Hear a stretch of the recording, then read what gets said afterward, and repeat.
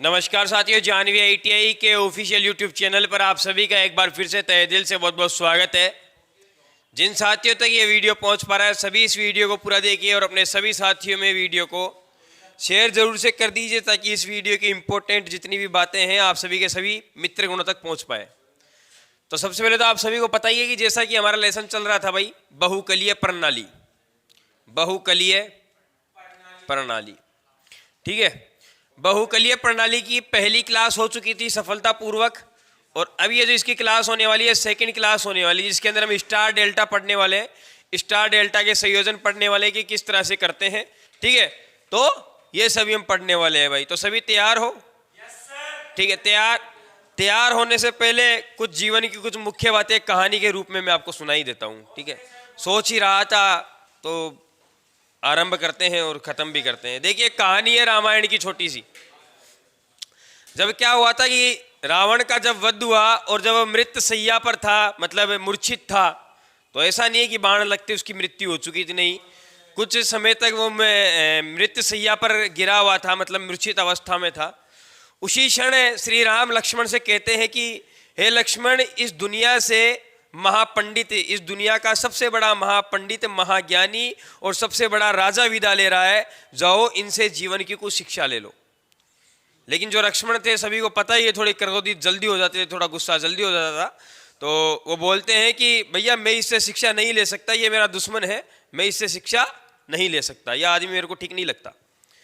तो वो बोलते हैं, श्री राम बोलते हैं कि देखिए शिक्षा जो है पवित्र है, शिक्षा का अनादर मत कीजिए, जहाँ से भी शिक्षा मिले प्राप्त कीजिए। मैं चाहता हूँ तुम उस व्यक्ति के पास जाओ जो कि यहाँ का महापंडित, परम शिव भक्त और एक बहुत पूर्ण राजा, निपुण राजा रहा है अपने भविष्य के अंदर, जाओ उससे शिक्षा लो। और जैसा कि तुम्हें पता ही है कि लक्ष्मण तो कभी राम की बात का अनादर करे ही नहीं, वो तो बोलते ही चले जाते हैं कि ठीक है भैया अब आप कह ही रहे तो मैं ले लेता हूँ। वो जाते हैं और रावण के श्री के पास जाकर के बैठ जाते हैं और जाकर के कहते हैं कि हे लंकाधिराज, मुझे भगवान श्री राम ने आपके पास जीवन के मार्गदर्शन हेतु भेजा है, कृपया करके मुझे जीवन की कुछ मुख्य बातें बताइए और मेरा मार्गदर्शन कीजिए। रावण कुछ नहीं कहता, दूसरी ओर मुंह फेर लेता है। लक्ष्मण जी उठ करके राम जी के पास जाते हैं कि भैया अहंकारी आदमी किसके पास भेज रहे हो आप, मेरे को कुछ बता ही नहीं रहे। तो बोलते पूछो पूछो, प्यार से पूछो, कहाँ थे तुम जब पूछ रहे थे? कुछ नहीं, उनके सिर के पास बैठा था।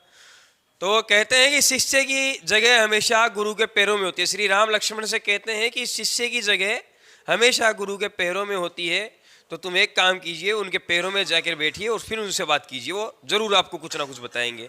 तो श्री राम कहते हैं इस बार मैं भी चलता हूँ और मैं भी चल के उनके पैरों में बैठता हूँ। तो श्री राम और लक्ष्मण दोनों जाते हैं, उनके पैरों में बैठते हैं और हाथ जोड़ करके कहते हैं कि हे लंकाधिराज, आप इस जगत के सबसे बड़े महापंडित रहे, परम शिव भक्त रहे, आपके पास इतना ज्ञान है, उसमें से थोड़ा ज्ञान हमें देने का कष्ट कीजिए।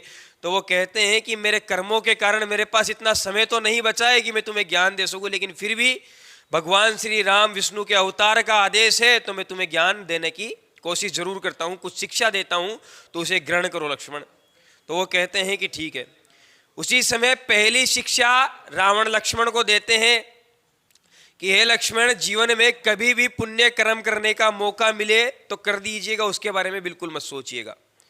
किसी प्यासे को पानी पिलाना पड़े, किसी भूखे को रोटी खिलाना पड़े, या फिर किसी भिखारी को भीख देनी पड़े, किसी को कुछ भी देना पड़े, जब भी पुण्य करने का मौका मिले कीजिए। ये दी थी पहली शिक्षा रावण ने लक्ष्मण को। तब लक्ष्मण कहते हैं कि बहुत अच्छी शिक्षा है, दूसरी शिक्षा दीजिए। दूसरी शिक्षा वो देते हैं और देते हुए कहते हैं कि अपना जो भी आपकी जो कमजोरी है वो कमजोरी कभी किसी को मत बताना।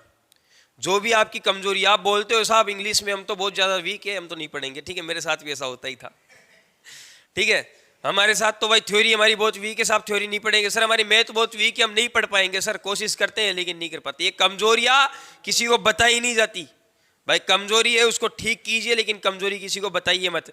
रावण ने भी यही गलती की थी, अपनी कमजोरी उसने बताया कि मेरी नाभिक में अमृत है और जिस वक्त इस अमृत पर बाण लगेगा उसी वक्त मेरी मृत्यु होगी।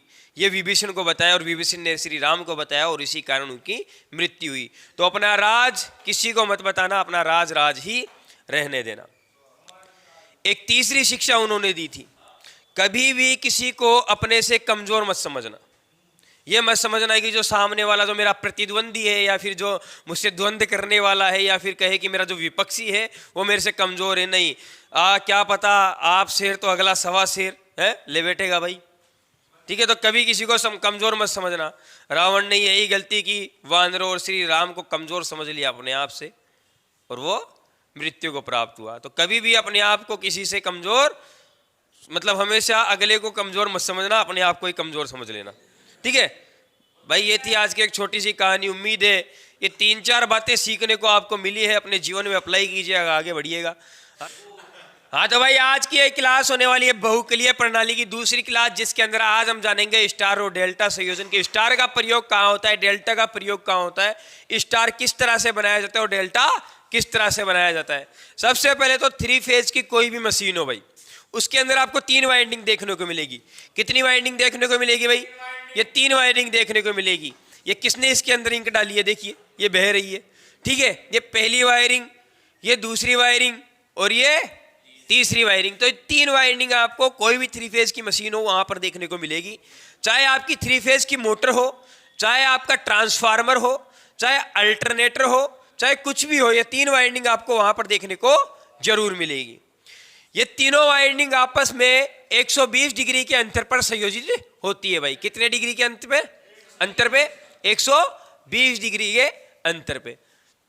अभी ये मैंने जो आपके सामने डायग्राम बनाया है, ये डायग्राम है स्टार का। कौन सा डायग्राम है भाई? स्टार का। बहुकलीय प्रणाली का कनेक्शन 2 तरीके से किए जाते हैं, पहला स्टार और दूसरा डेल्टा। ठीक है, तो हम स्टार पहले देख लेते हैं। यहां पर ये जो अंतर आपको नजर आ रहा है ये 120 डिग्री का अंतर है। कितना अंतर है भाई? 120 डिग्री का। लेकिन समस्या ये कि सर यहाँ तो आपने जो है बिल्कुल सीधा जोड़ रखा है, इनको जोड़ के बताइए। तो ज्यादा कुछ नहीं करना, सबसे पहले इनके सिरों को हमें चेक करना है। एक तो आती है स्पार्किंग विधि। कौन सी विधि भाई? स्पार्किंग विधि। और दूसरी आती है वोल्टमीटर विधि। ये वोल्टमीटर विधि और आपकी जो स्पार्किंग विधि है ये क्या बताती है भाई? इनमें से कौन सा सिरा समान है और कौन सा सिरा असमान है। ये विधियां हम जानेंगे 3 फेज मोटर में। कहां जानेंगे भाई? 3 फेज मोटर के अंदर। अभी इतना ध्यान होना चाहिए कि यहां पर सर आप जब बता रहे हो कि ये A1 है, ये A2 है, ये B1 है, ये B2 है, ये C1 है और ये C2 है, इनका हम पता कैसे लगाएंगे भाई? सवाल उठता ही है भाई सर ये तो है तो वायरिंग, हम पता कैसे लगाएंगे? डायरेक्टली नाम दे देना है। डायरेक्टली नाम नहीं देना है। ये 2 विधियां होती है, स्पार्किंग विधि और वोल्टमीटर विधि। इन दोनों विधियों की सहायता से यहाँ पर ये पता लगाएंगे कि A1, B1, C1 कौन सा है और A2, B2 और C2 कौन सा है। ये कैसे पता लगेगा भाई? स्पार्किंग विधि और वोल्टमीटर विधि से। जब हमें इस तरह से पता चल जाए भाई कौन सा यहाँ पर A1 है, कौन सा B1 है, जब इतनी बात पता चल जाए तब क्या करना है कि इसके समान सिरों को शॉर्ट करना है। क्या करना है भाई? समान सिरों को शॉर्ट कर देना है। तो यहाँ पर ये A2 हो गया, ये B2 हो गया और ये C2 हो गया और 1-1 वाले जितने भी सिरे थे हमने सभी को क्या कर दिया? एक जगह शॉर्ट कर दिया। और शॉर्ट करके हमने यहाँ से एक न्यूट्रल पॉइंट निकाल लिया। क्या निकाल लिया? Neutral point. तो यहां पर भी क्या करना है? समान सिरों को शॉर्ट कर दीजिए आपस में। समान सिरों को शॉर्ट करने के बाद आप यहां से कहीं से भी एक न्यूट्रल पॉइंट निकाल लीजिए भाई। तो इस तरह से यह आपका जो कनेक्शन तैयार हुआ है, ये कौन सा कनेक्शन तैयार हुआ? ये कनेक्शन तैयार हुआ है स्टार कनेक्शन। कौन सा कनेक्शन है भाई? Star connection. स्टार कनेक्शन की विशेषता याद रखनी है आपको। कौन सी विशेषता? कि इसके अंदर न्यूट्रल पाया जाता है। क्या पाया जाता है भाई? न्यूट्रल इसके अंदर पाया जाता है। और इस स्टार कनेक्शन के द्वारा शांति बरकरार रखिए, वरना यहां पर जल्दी अशांति फैलेगी।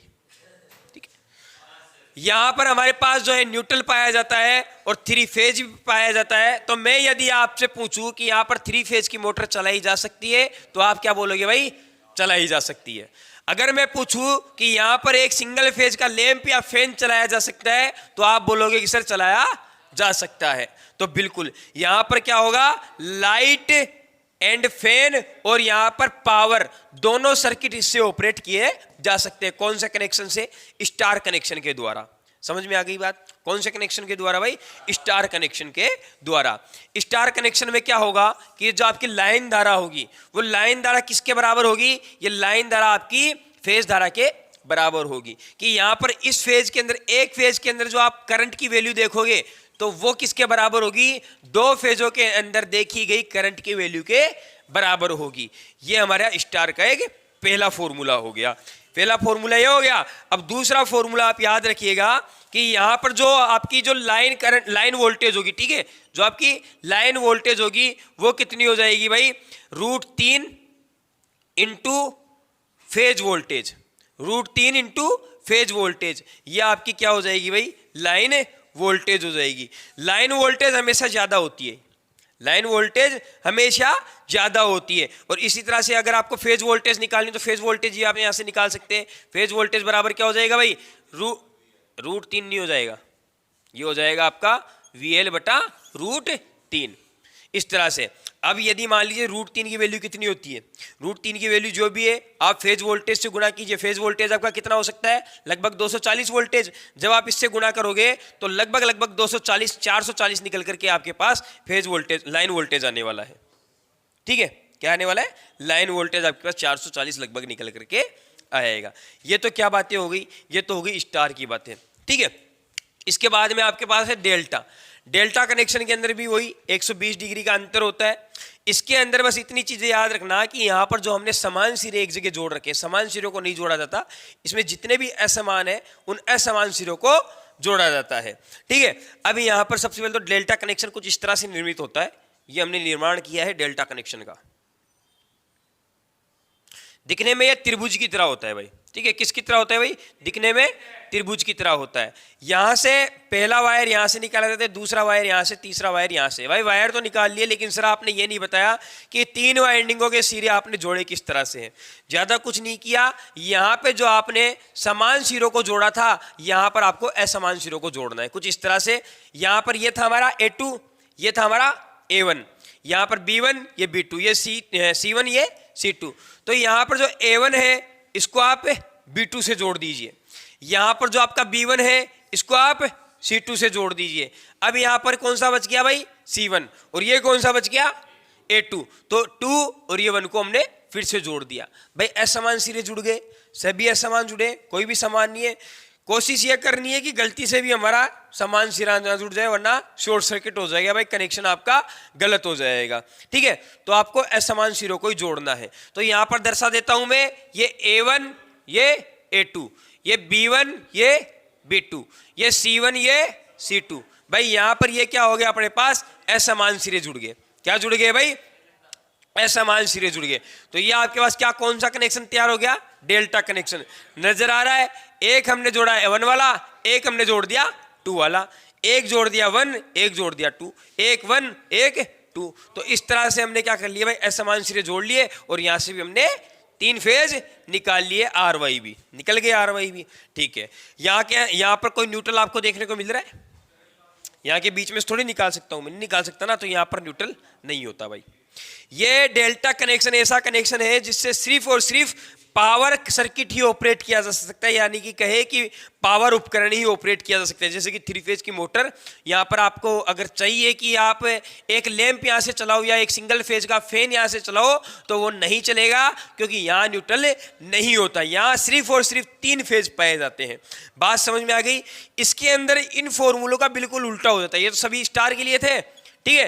अब यहाँ पर डेल्टा के अंदर क्या हो जाएगा, जैसे कि यहाँ पर लाइन वोल्टेज और फेज वोल्टेज बराबर है ना, तो यहां पर क्या हो जाएगा भाई, फेज वोल्टेज और यहां पर लाइन वोल्टेज बराबर हो जाएगा। मतलब यहां करंट बराबर था, यहां पर वोल्टेज बराबर हो जाएगा। सेम इसका उल्टा, यहां पर जो करंट के लिए जो फॉर्मूला बन जाएगा वो बिल्कुल इसका उल्टा बन जाएगा। या वोल्टेज के लिए तो यहां करंट के लिए, और करंट के लिए हम I का यूज करते हैं, तो IL बराबर क्या हो जाएगा भाई, IL बराबर हो जाएगा √3 गुणा यहां पर IP, यानी कि फेज वोल्टेज। समझ में आ गया। और यदि आपको IP का फॉर्मूला ज्ञात करना है, मतलब फेज करंट का फॉर्मूला निकालना है, तो फेज करंट के लिए यहां पर फेज करंट बराबर √3 बटा IL बटा √3, ये हो जाएगा आपका फेज करंट के लिए फॉर्मूला।